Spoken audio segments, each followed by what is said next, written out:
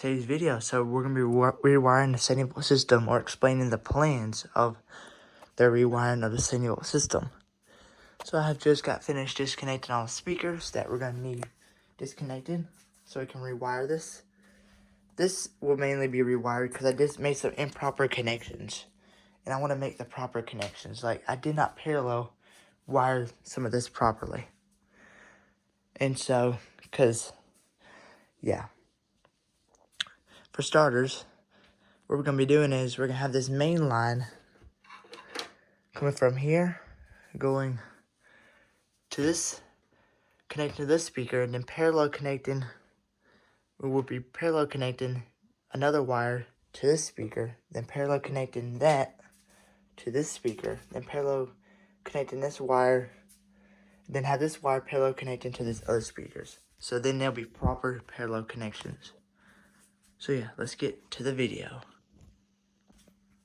Another thing I'm doing is we're going to be replacing this tiny wire, which was the OG wire, original wire, with this thicker wire. That could be another issue too. Improper wiring and the thin wire, I guess caused an amp overheat. I don't know. I just read something online, and as you can see, it makes sense. But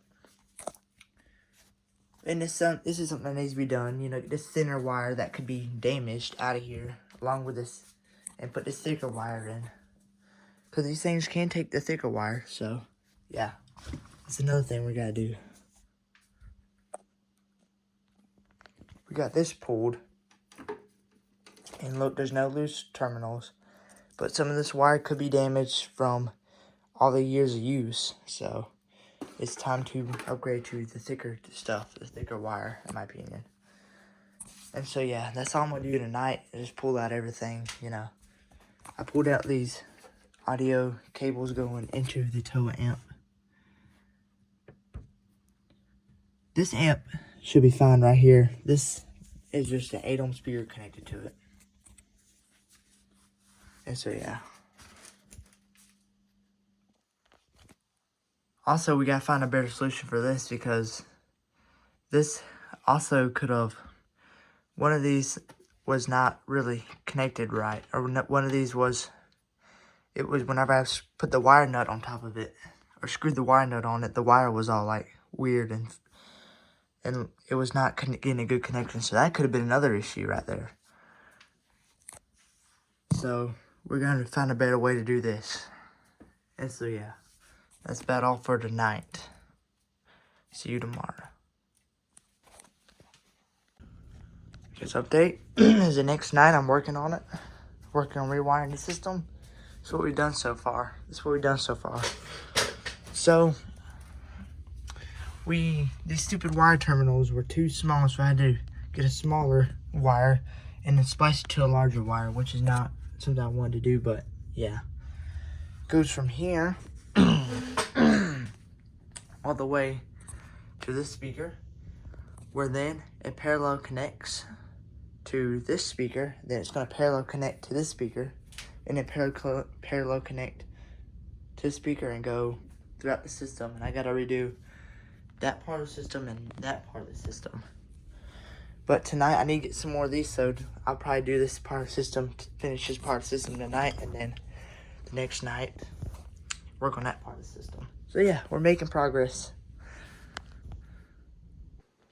You have got the system fully rewired now. So, starting from the amp here, comes out of here, going to this speaker, then it parallel connects to this speaker, then it parallel connects from this speaker all the way to over here, then parallel connects from this speaker to that speaker, and then to this speaker. So as you can see, there was some noticeable issues with it, like, for instance, one of these speaker connections was loose, and that could cause the amp to go into protection mode. So yeah. But guys, we have got the system fully rewired on this side. This side didn't need rewiring because it had all new wire. Then now this side is using all brand new materials and methods of wiring. So yeah, did that fix the issue?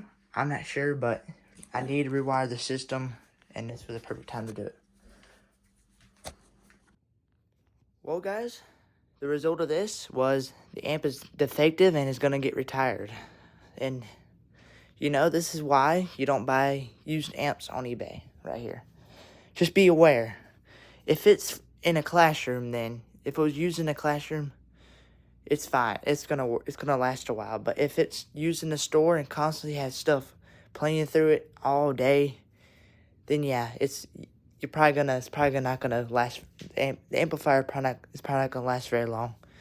I'm assuming this TOA is defective because that is a sign of a defective amp. If it goes on thermal shutdown, a lot. It does have a significant smell of ozone, so I'm probably going to completely unplug this just in case, because I do not want to be on the news. Breaking news: a kid's amplifier exploded in flames overnight. Even though it's not on, but still. We did rewire the system. We're going to get a brand new amp off of Amazon. We're going to put some money into it. And yeah. And then we'll have a brand new amp driving the system. Well, technically we'll still be using this. But this one was used in the classroom, so it didn't play stuff constantly. So, but this one probably was in a store playing stuff all the time.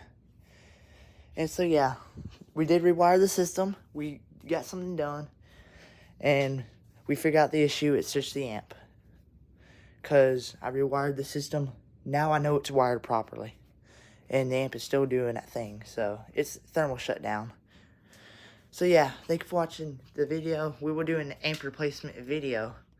But yeah, thank you for watching today's video. Like, subscribe, and peace.